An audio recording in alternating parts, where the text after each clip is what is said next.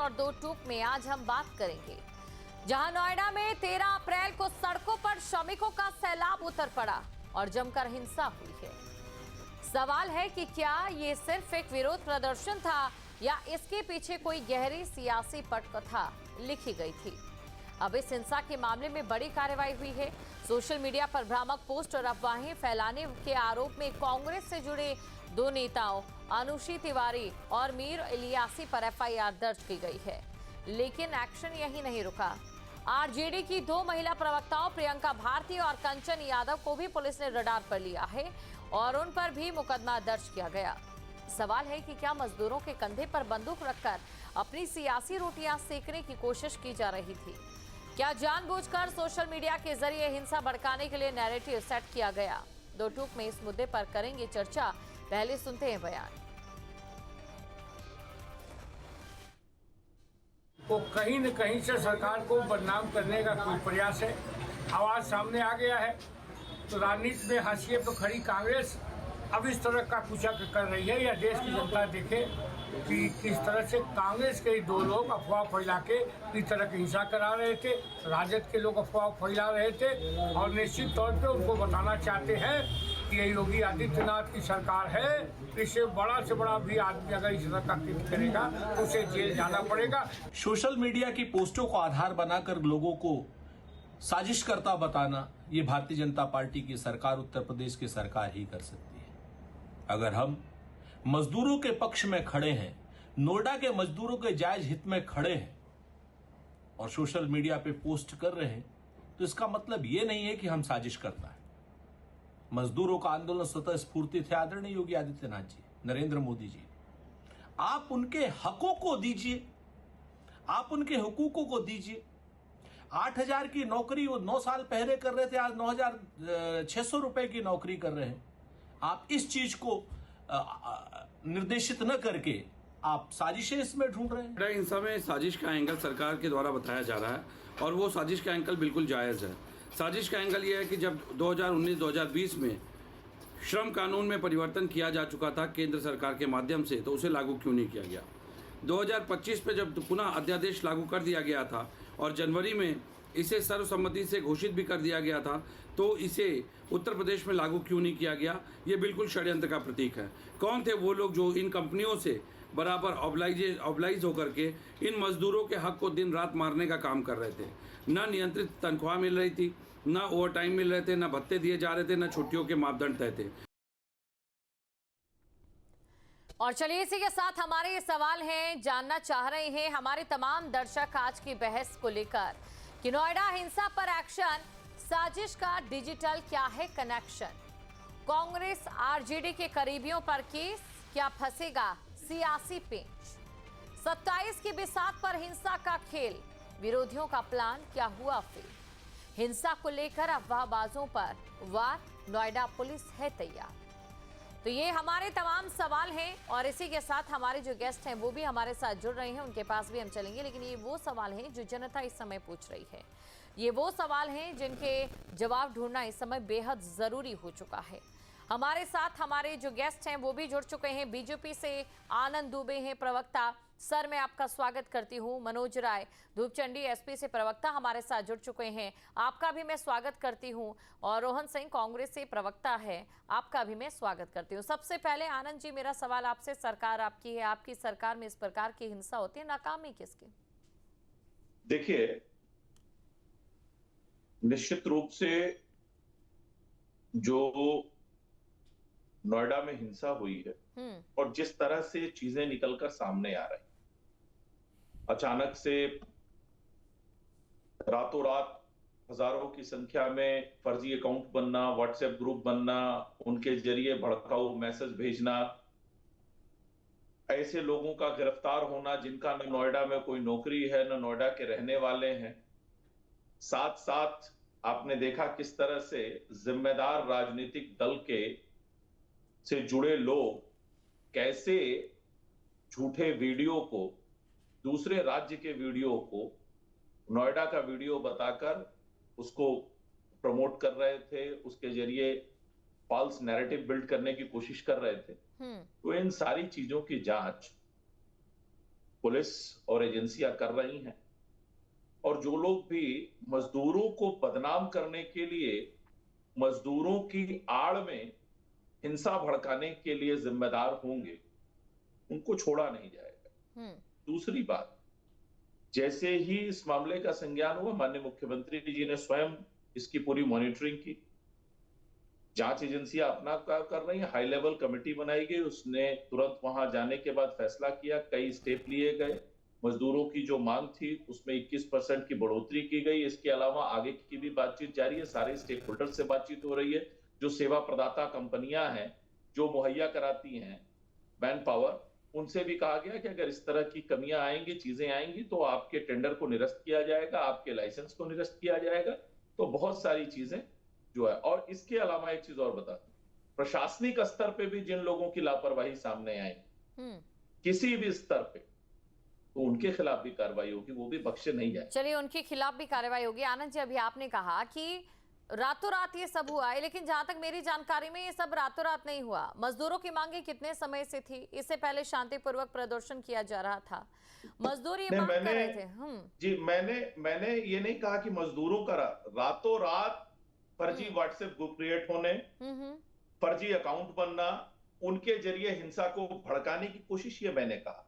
मजदूरों का प्रदर्शन चल रहा था 3 दिन से लगातार, अथॉरिटी का, यानी कि आप ये मानते हैं कि मजदूरों की मांगे तो थी ही, बस जो विपक्ष है उसने भड़काने का काम कर दिया, यानी कि आप कह रहे हैं? नहीं, देखिए, अभी तो किन लोगों ने उसमें भड़काने की कोशिश की, कौन कौन लोग हैं, वो सारे चेहरे जो है वो जनता के सामने बेनकाब किए जाएंगे, इसमें कोई दो राय नहीं। देखिए, एक उत्तर प्रदेश में विपक्ष में ऐसे बड़ा तबका है जो अपने कालखंड में उत्तर प्रदेश में रोजगारों का सृजन नहीं कर पाया, उत्तर प्रदेश में नौकरियां नहीं दे पाया, उत्तर प्रदेश में विकास नहीं कर पाया, जिनके कालखंड में इन्वेस्टर समिट उत्तर प्रदेश से बाहर जाके करनी पड़ती थी, उद्योगपति उत्तर प्रदेश छोड़ के जा रहे थे। ऐसे लोग चाहते हैं कि फिर से उत्तर प्रदेश में इस प्रकार का माहौल निर्मित हो, भय का माहौल हो, हिंसा का माहौल हो, अराजकता का माहौल हो, लेकिन उनकी यह कोशिश उत्तर प्रदेश की न जनता कामयाब होने देगी, न भारतीय। चलिए देखते हैं किसकी क्या कोशिश है। और कांग्रेस के प्रवक्ता रोहन जी भी हमारे साथ बने। रोहन जी, आपने आग भड़काई है क्या?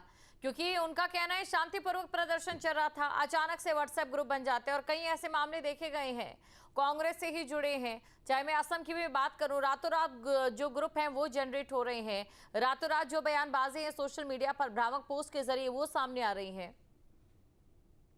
देखिए, कितनी खराब बात करी आपने, कहा कि आपने कर रहे हैं क्या, बताइए कितनी।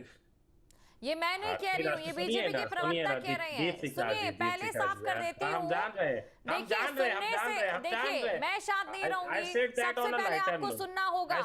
आपने गलत कहा है, या तो माफी मांगे। मैंने ये कहा कि बीजेपी ने आरोप लगाया है, आपके सामने लगाया बीजेपी ने आरोप। बोलिए। That I said on a lighter note. मैं क्या कहना चाहता हूँ वो सुनिए। पता है, एक बहुत खास तरह का टैलेंट चाहिए होता है कि जो सामने गुजर रहा है, सामने उसको नजरअंदाज कैसे किया जा सके। देश में महंगाई, देश में परेशानी, बेरोजगारी इतनी जिस स्तर पे है, और 12 साल से सरकार इनकी केंद्र में, 7-8 साल 9 साल हो गए उत्तर प्रदेश में, गृह मंत्री से लेके मुख्यमंत्री से लेके सारे लोग हैं, और पाकिस्तान से लेके पिगी गुइना तक और कौन सारे देश भारत के खिलाफ साजिश कर ले रहे हैं और रोक नहीं पा रहे। भारत की मुख्य विपक्षी दल वो आतंकवादी साजिश कर रही देश के खिलाफ, इनका कहना है। कितनी गंभीर बात ये कर रहे हैं। अगर इनकी बात में दम है तो होम मिनिस्ट्री एक प्रॉपर केस बनाए, एविडेंस लगाए, सबको भेजे जेल, सबको जेल भेजे। कौन रोकना चाहेगा? देश के खिलाफ तो कोई नहीं बर्दाश्त किया जाएगा, वो चाहे कोई भी हो। लेकिन अगर नहीं है तो क्या भारतीय जनता पार्टी अपनी नाकाबिलियत, अपनी कमतरी के एहसास को लेके इतनी इनसिक्योर रहती है कि वो जनता से लेके, मीडिया से लेके, सारे जो भी उनके कम्युनिकेशन के मीडियम्स हैं, जो जिनके जरिए वो जनता से, लोगों से संवाद कर सकते हैं, उनसे एक ही मैसेज भेजते हैं। वो आप मैसेज भेजने की कोशिश मस्कुलर इमेज बनाने की, और एक मतलब 56 इंच का जो सिगुफा है उसके मामले से लेकर कहीं भी देखिए, विदेश नीति से लेकर देश चलाने की नीति तक ये पूरे विफल हैं। कोई बात करने पूछने वाला नहीं है कि जयशंकर साहब क्या कर रहे हैं, अमित शाह साहब क्या कर रहे हैं। अमित शाह साहब तो पिछले, हमें लग रहा है शायद उन्होंने वादा किया अपने कार्यकर्ताओं से, साथियों से कि 2 हफ्ता बंगाल में रहेंगे। आप बताइए, गृह मंत्री बंगाल में बैठे हैं और यहाँ नोएडा में बवाल हो रहा है। पाकिस्तान कनेक्शन है तो पाकिस्तान के लोगों को लाया जाए, उनको चार्ज किया जाए, उनके खिलाफ इंटरपोल से बुलाया जाए। अगर वो दूसरे देश में यानी कि हिंसा होती है तो देश का गृह मंत्री वहां पर पहुंचे, क्या ऐसी उम्मीद फिर हम कांग्रेस से भी करें? सुनिए ना दीप शिखा जी, जी ऐसी उम्मीद कांग्रेस से भी करेंगे? सुनिए, फिर मैं लाऊंगी पुरानी बात है कि कहां पर जब कांग्रेस के समय के प्रधानमंत्री नहीं थे। क्या दीप शिखा जी, हम लोग तर्क पे बात करें, हम तर्क पॉइंट दर पॉइंट पे बात कर लेंगे। हम ये नहीं कह रहे गृह मंत्री हैं, गृह मंत्री अपना ध्यान कहाँ रखे हुए हैं? गृह मंत्री जब सीआरपीएफ पे हमला हुआ पुलवामा में, तब से लेके पहलगांव तक, और नोएडा से लेके ये जो किसान आंदोलन से लेके सारी चीजें, गृह मंत्री से कोई सवाल नहीं पूछ रहा है। बात बस इतनी सी है, क्योंकि अमित शाह हैं, भारतीय जनता पार्टी के लोग का भी इच्छा होनी चाहिए, पूछना चाहिए उनको, और देश से हर किसी प्यार करने वाले को पूछना चाहिए। क्या ऐसी कोई बाध्यता थोड़ी है कि भारतीय जनता पार्टी से लगाव है या उसके किसी कुछ एजेंडे, किसी पॉइंट से लगाव है, उसके बाद सर देखिए सवाल बीजेपी से भी पूछा गया। आप एक बार मुद्दे पर आइए, तब तक मैं दूसरा सवाल पूछ लेती हूँ मनोज जी से। आप तब तक मुद्दे पर आइए, मजदूरों पर मुद्दे पर आकर बात करेंगे, इधर उधर की बातें नहीं घुमाएंगे। मनोज जी आपसे मेरा सवाल, बीजेपी आरोप लगा रही है कि जो विपक्ष है वो भड़काने का काम कर रहा है।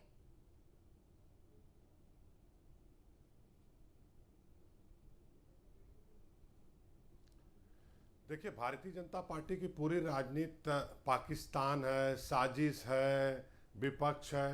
तुम्हारी इंटेलिजेंस क्या कर रही थी सरकार में? इंटेलिजेंस को जवाब देना चाहिए था ना।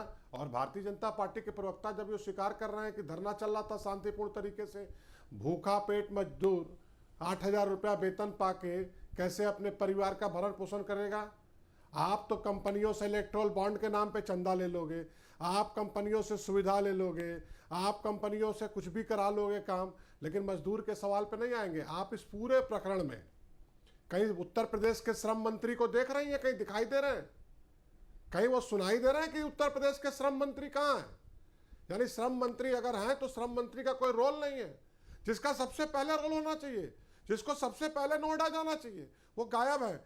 मैं जिस जिले से हूँ, वाराणसी से, यहीं से श्रम मंत्री चुन करके विधायक उत्तर प्रदेश सरकार में श्रम मंत्री हैं। श्रम मंत्री श्रमिकों की सेहत सुधारने के बजाय अपनी सेहत ठीक करने में लगे हो तो इस तरीके का हालात होना जरूरी हो जाता है। क्योंकि जब वो लगातार धरने पे थे, वो कह रहे थे कि हमारे वेतन को बढ़ाया जाए, तो आप वेतन नहीं बढ़ा रहे हैं। भारतीय जनता पार्टी के प्रवक्ता कह रहे हैं कि व्हाट्सएप ग्रुप बन गए। अरे भाई, सबके पास फोन है, सबके पास, सब लोग अपने अपने संघर्ष को करने के लिए आपकी तरह हजारों करोड़ों रुपया लगा करके देश के सारे जिलों में 5 स्टार कार्यालय किसी ने नहीं बनाया है।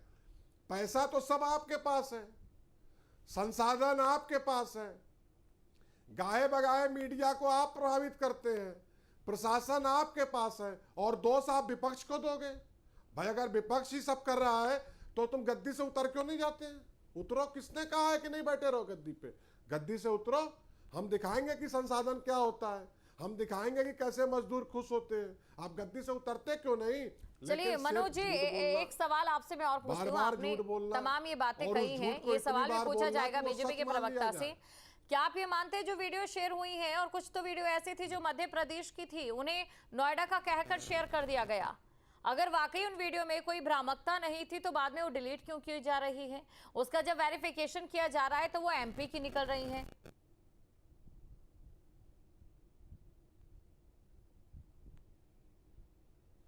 देखिए, मेरा सबसे बड़ा सवाल यह है कि आखिर ऐसी परिस्थितियां क्यों पैदा हुई, किनसे मिल करके ये परिस्थिति भारतीय जनता पार्टी ने पैदा की है? पहले तो जांच इसकी होनी चाहिए।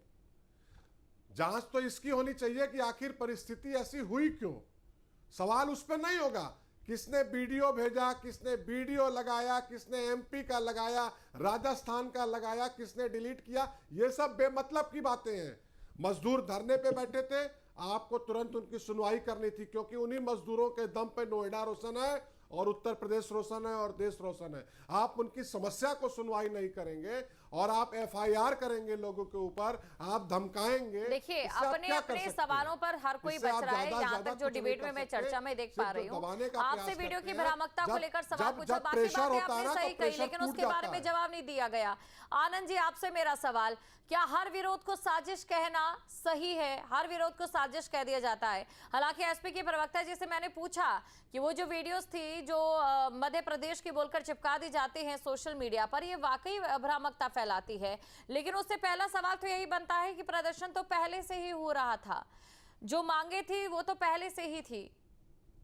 दीपशिखा जी, हमारे दोनों बहुत ही काबिल प्रवक्ता हैं, तो इन्होंने आपसे कहा कि लाइटर नोट पे रखिए, और इन्होंने कहा इन सब चीजों को छोड़ दीजिए, ये जो वीडियो इन सब को छोड़िए, इसका कोई मतलब नहीं। वो एक है ना कि वो चाहते हैं कि रोशनी सलामत बनी रहे, लेकिन दिए से खेलने की छूट भी रहे।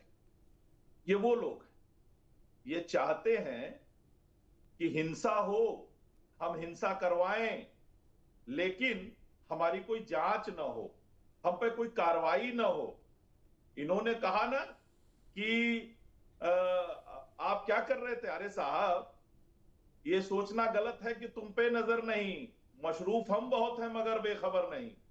तो आप ये समझ लीजिए, आपको ऐसा लग अरे रहा छोड़िए है ये कि सब, आपके लोग ये सब छोड़िए, आपके लोग पॉइंट पे आइए, गलत तरीके से वीडियो पॉइंट पे पोस्ट आइए, ये करेंगे, सब छोड़िए। दंगा भड़काएंगे, हिंसा आप पॉइंट की बात भड़काएंगे। करिए कि आपकी अरे- इंटेलिजेंस क्या कर रही थी। पहला अरे सवाल ये है, साहब, अगर आप हमारी प्रशासन चला इंटेलिजेंस रहे ने हैं ही तो इनको आपकी पकड़ा इंटेलिजेंस है। क्यों फेल हुई? हमारी क्या इंटेलिजेंस, CP पे हमारी कार्रवाई जांच करिएगा? एजेंसियों ने ही इनको पकड़ा है। आप CP पे जिसको कार्रवाई आप कह रहे हैं करिएगा? कि छोड़ दीजिए, अरे कैसे छोड़ आप दे CP साहब? पे कार्रवाई करिएगा, आप इंटेलिजेंस झूठ फेल हुई है। फैलाएं, सब आप पर कहिए ना कि कार्रवाई आप होगी। CP को हटाएंगे। जो दोषी होगा, आप जिस कहिए। पर जांच में दोष साबित होगा, आप सब कहिए पर कि हम कार्रवाई CP को होगी। हटाएंगे, इंटेलिजेंस CP फेल हुआ क्या? है। कहिए, सीपी क्या, CP डीएम को क्या, हटाने एसपी को क्या? कहिएगा, आपको हटा जो देगी भी भारतीय जनता जांच पार्टी। में दोषी साबित होगा, आप सबके कहिए खिलाफ ना कार्रवाई इंटेलिजेंस होगी। फेल हुआ, जो उसके लिए दंगा कौन भड़काने जिम्मेदार है? वाले हैं उनके खिलाफ भी कार्रवाई होगी, जो इंटेलिजेंस साजिश फेल करता हुआ है है, उनके किस खिलाफ भी तरीके की कार्रवाई घटना होगी, है कि नहीं और है, जो उसके लिए लापरवाही जिम्मेदार कौन है? बरतने वाले हैं उनके कौन खिलाफ भी जिम्मेदार है कार्रवाई भाई? होगी। आनंद जी, आप- आनंद जी, मेरा और आपसे आपके सवाल, आपको बता रहा आनंद जी, हूं। मेरा एक उसके लिए आपसे अलग सवाल है, और से सवाल डिबेट मेरा कैसे ये है, किए? आप तो मुझे हम लोग ये बिना बता वाले, दीजिए, हम आपको बीते बिना सालों जवाब में देंगे। मजदूरों की जो न्यूनतम वेतन है नहीं, वो पता कितना है। बड़ा है?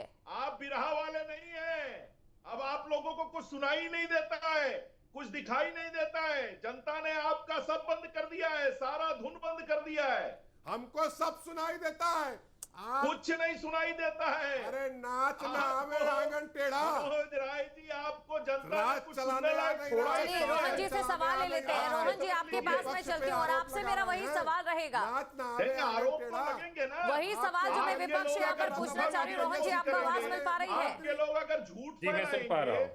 तो रोहन जी, मुझे आरोप एक तो चीज लगेंगे बताइए, ना। मैंने बीजेपी से सवाल पूछा कि आप मुझे बताइए, मजदूर तो प्रदर्शन पहले से कर रहे थे। बीजेपी से मैंने ये भी सवाल पूछा, और मैं ये इसलिए क्लेरिफाई कर रही हूँ कि बाद में कोई किसी तरीके का आरोप प्रत्यारोप मेरे ऊपर ना लगाया जाए, क्योंकि आपने पहले किया था ऐसे। बीजेपी से मैंने ये भी पूछा कि प्रदर्शन पहले से थी, मांगे थी, उसके बावजूद भी कैसे ये पूरा प्रदर्शन या हिंसा जो भी है पूरा मामला, आपसे मैं ये जानना चाहती हूँ कि क्या किसी भी प्रकार की कोई भ्रामक वीडियो सोशल मीडिया पर पोस्ट नहीं की गई? दीपशिखा जी, इतने बड़े सोशल मीडिया स्पेयर में हजारों लाखों करोड़ों अकाउंट हैं। शायद फेसबुक एक्टिव यूजर्स इंडिया के 8 करोड़, शायद फेसबुक, इंस्टाग्राम, व्हाट्सएप मिला के 8 करोड़ एक्टिव यूजर्स उसके पर डे 24 घंटे में होते हैं।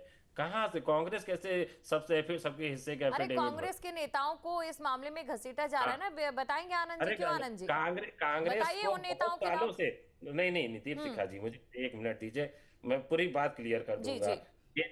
ये जो 2010-11 में इंडिया गेस्ट करप्शन से लेके, ये कोल स्कैम से लेके और आज का दिन है, सिर्फ कांग्रेस पे आरोप ही लगे हैं, साबित कुछ नहीं कर पाए।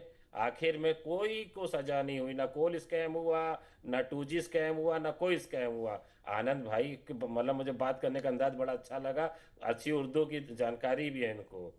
बट मैं ये चाहता हूँ कि आप अपने पैनल में मौजूद सारे मतलब भारतीय जनता पार्टी के जो प्रवक्ता हैं, इनसे पूछिए कि जब इनकी सरकार पिछले 12 सालों से केंद्र में है, तो कैसे विदेशी ये ताकतें हिंदुस्तान में सक्रिय हैं और अगर ये सक्रिय हैं तो ये प्रधानमंत्री मोदी जी को मैं भी तो मतलब आपकी डिबेट का समय कम पड़ जाए अगर उनका जिक्र शुरू हो जाए कि विदेश के उनके संबंध कैसे हैं, किन तरीके से वो उनका मतलब नेता उनके गंभीरता से लेते हैं कि नहीं लेते हैं। ये ढलान पे है, पूरी पार्टी ढलान पे है, इनकी सरकारें जनता के बीच में अलोकप्रिय हो गए हैं। ये मजदूरों का आंदोलन है, जेन्युइन आंदोलन है। इसको ये सब कुछ बताएंगे, पाकिस्तान प्रायोजित बताएंगे, कांग्रेस प्रायोजित बताएंगे, और कुछ होगा तो मंगल ग्रह और प्लूटो ग्रह भी बताएंगे, बट ये अपनी कमी कभी नहीं देखेंगे। आपने सवाल पूछा दीप शिखा जी की गौर करने वाली बात थी कि आपने पूछा कि कितनी न्यूनतम सैलरी बढ़ी मजदूरों की। जो मजदूरों की ठेकेदार व्यवस्था है उसके लिए, उनको मजदूरों के अधिकारों के लिए सरकार ने क्या कदम उठाए।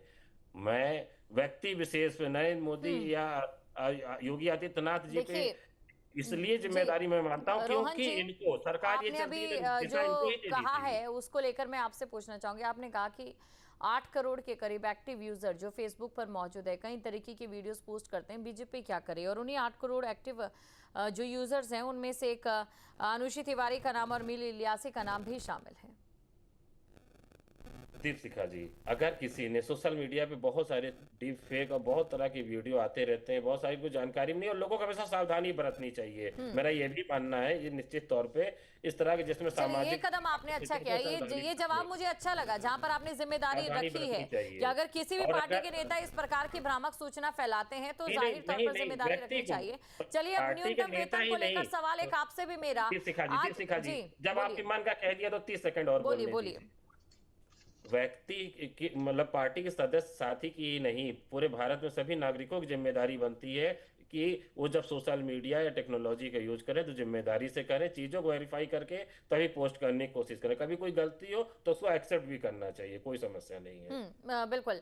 मनोज जी, आपसे मेरा ये सवाल, देखिए बीजेपी के कुछ नेता ये कह रहे हैं, सुबुगाहट भी ये सुनाई दे रही है, देखने को मिल रही है, अभी आपने खुद भी सुना, आपकी ओर से कहा गया कि लगातार मजदूरों की मांगे हैं, पहले से ही प्रदर्शन हो रहा है, आप ये मानते हैं? जी मनोज जी, हाँ या ना? आप बताइए ना कि 8,000 में कौन किसका परिवार चल जाएगा? हाँ, मानते हैं, यानी कि मांगे हैं, लेकिन टाइमिंग को लेकर बड़ा सवाल है। जी बिल्कुल सही कह रहे हैं आप, बिल्कुल जी मनोज जी, बिल्कुल सही कह रहे हैं, नो डाउट। लेकिन एक सवाल ये टाइमिंग को लेकर मैं पूछना चाहूंगी, छुट्टी नहीं देते हैं। जेवर एयरपोर्ट का उद्घाटन वहां पर होता है, इधर पीएम नरेंद्र मोदी दिल्ली टू जो देहरादून एक्सप्रेसवे है उसका उद्घाटन करते हैं। ये जो टाइमिंग है, बीजेपी के नेता पूछ रहे हैं, टाइमिंग भी बड़ी अजब है। इसी बीच ये सारे प्रदर्शन हो रहे हैं, जबकि खुद विपक्ष कह रहा है कि ये मांगे तो समय पूर्वक पहले से ही चले आ रही है। ऐसा है ना कि बीजेपी के लोग बहुत शानदार साजिश करते हैं, वो साजिश करके फिट करते हैं। अरे भाई, प्रधानमंत्री से नहीं मांगेंगे तो किससे मांगेंगे? मनोज राय से मांगेंगे कि आपसे मांगेंगे? किससे मांगेंगे? वो बेचारे मजदूर मांगेंगे तो प्रधानमंत्री को तो ही दिखाएंगे कि देखिए मेरी सुनवाई नहीं हो रही है उत्तर प्रदेश में, मेरी आप रक्षा करिए, आपको हमने वोट दिया है। तो कौन सा गलत काम कर दिए? ये क्या मूर्खतापूर्ण बात है कि टाइमिंग हो गई ऐसा कि जा रहे थे इसलिए किए। अरे भाई, जो देने लायक है उसी से ना मांगेंगे? मनोज राय धूपचंडी से तो नहीं ना मांगेंगे, या आदरणीय अखिलेश यादव जी से तो नहीं ना मांगेंगे। किससे मांगेंगे? हमसे आपसे मांगेंगे नहीं, प्रधानमंत्री से मांगेंगे। प्रधानमंत्री को बता रहे थे कि भाई देखो मेरी हालत कितनी खराब है उत्तर प्रदेश में, लेकिन अब इसको ये लोग साजिश करार दे रहे हैं। ये साजिश, पाकिस्तान, पता नहीं क्या क्या इस लोग शब्द चुन के लाए हुए हैं।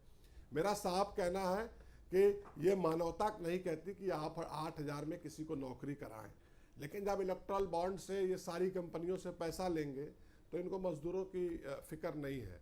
मैं तो आपके चैनल पे इस डिबेट से चाहूँगा, हमारे जो भारतीय जनता पार्टी के प्रवक्ता हैं, कोई अच्छी सी शेर अपनी सरकार को समझाने के लिए बोल दें, और हम लोग भी उसको सोशल मीडिया पे पोस्ट कर देंगे कि हम मजदूरों के हित के लिए कोई बात कर रहा है। चलिए आनंद जी, आप कुछ कहना भी चाह रहे हैं, और देखिए आपकी शेयर की तारीफ भी यहाँ पर बहुत की जा रही है, और इसी से मेरा जुड़ा सवाल, आप कह रहे हैं कि समाजवादी पार्टी साजिश कर रही है। आनंद जी, आपसे सवाल, आप कह रहे हैं समाजवादी पार्टी जो है साजिश कर रही है, समाजवादी पार्टी कह रही है कि आप लोग साजिश कर रहे हैं, और इसी बीच आपकी उर्दू की तारीफ भी हो रही है। नहीं, देखिए बड़ी अच्छी बात है, मनोज राय धूपचंडी जी बड़े अच्छे व्यक्ति हैं और रोहन सिंह जी भी, लेकिन दिक्कत यही है कि ये झूठ बोल रहे हैं बड़े सलीके से। मैं एतबार न करता तो और क्या करता। तो ये स्थिति ये है कि ये सलीके से झूठ बोलते हैं। इन्होंने सही कहा कि 7-8 हजार में परिवार नहीं चलता। मैं भी मानता हूं। साथी भी हंस रहे हैं, रोहन जी भी हंस रहे हैं। सुन लीजिए, दूसरे पे थोप रहे हैं। अरे सुन लीजिए साहब, अच्छे दिन कहाँ गए? अरे सर सुन लीजिए, 7-8 हजार में परिवार नहीं चलता, बिल्कुल मैं मानता हूं। तो फिर समाजवादी पार्टी के समय में 7 से 9 हजार के बीच में न्यूनतम वेतन क्यों था 12 से 17 में? पूछिए इनसे। हमारी सरकार ने इसको बढ़ाकर 11 से इसलिए कि इतनी महंगाई नहीं थी, ले गई और अब इसको बढ़ा के महंगाई नहीं थी। हम झूठे ट्रम्प से दोस्ती का वादा करके महंगाई नहीं बढ़ाते थे। आपके समय में न्यूनतम वेतन 7 से 9 हजार रुपए था। आप डेटा देख लीजिए, आंकड़ा उठा लीजिए, तो आपकी ही बात पे अरे भाई, तब से लेकर के अब तक पेट्रोल के, तब से लेकर अब तक राशन की, तब से लेकर अब तक दाल की तो तुलना करो। 7-8 हजार पे 12 से 17 के बीच में भी नहीं चलता था। अब आप झूठ बोलना शुरू कर दिए। समाजवादी पार्टी की सरकार में न्यूनतम सैलरी बहुत कम थी। अरे साहब, ऐसा नहीं होता है। मैंने सच बताया आपको। आपके समय में 7 से 9 हजार कुशल, अर्धकुशल, कुशल, अर्धकुशल और अकुशल को मिला के, अकुशल को आप देते थे 7,000, अर्धकुशल को। आनंद जी, एक आखिरी सवाल, और इसी सवाल का जवाब मैं बाकी सबसे भी पूछूंगी। आनंद जी, एक आखिरी सवाल मुझे दे दीजिए। आपने बताया कि समाजवादी पार्टी की सरकार में कितनी सैलरी थी मजदूरों की, कितनी बड़ी, और इसी सैलरी का आंकड़ा मैं उन लोगों का भी जानना चाहूंगी जो सरकारी कर्मचारी हैं, उनकी कितनी सैलरी थी, उनकी कितनी बड़ी। ये जो गैप है, ये किसी विकासशील देश के लिए, या देश जो बड़े सपने देख रहा है, स्वर्णिम भारत बनने के सपने देख रहा है, उसके लिए ये सही नहीं है ये आंकड़ा। जी, आपने मुझसे पूछा? जी आनंद जी। जी देखिए, निश्चित रूप से मजदूरों की जो मांग है, मैं आपके चैनल के माध्यम से कह रहा हूं, बिल्कुल जायज है। मैं पहले दिन से कह रहा हूं, हमारी सरकार भी इसको मान रही है, और इसीलिए तत्काल में 21% की वृद्धि की गई है, और बाकी शेयर होल्डर से बातचीत चल रही है, और आने वाले समय में इनके लिए और बेहतर होगा।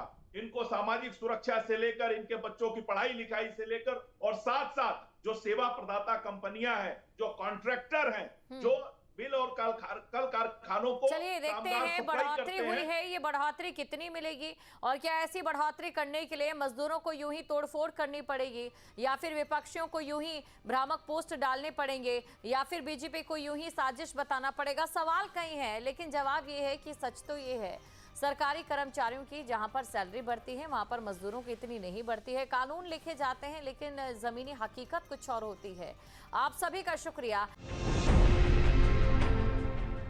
अब से डीडी फ्री डिश की चैनल नंबर 57 पर देखिए न्यूज़ नेशन।